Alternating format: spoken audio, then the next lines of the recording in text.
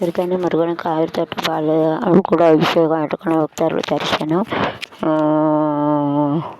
இதுவரை ரூபாய் 3,00,000 கோடி நிதியை மத்திய அரசு அளித்துள்ள ஊழல் நம்பர் 1ஆக திமுக அரசு இருக்கிறது. பாரதிய தேசிய தலைவர் ரோசாரா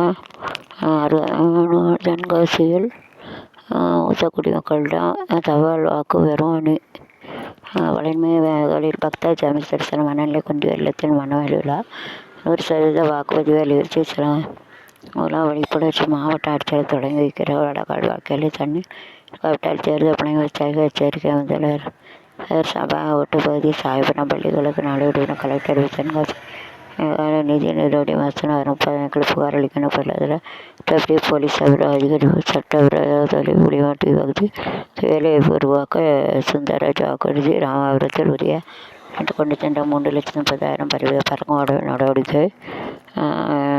குடும்பத்தில் ஒருவருக்கு அரசாங்க வேலை. விஜய் சரவணன்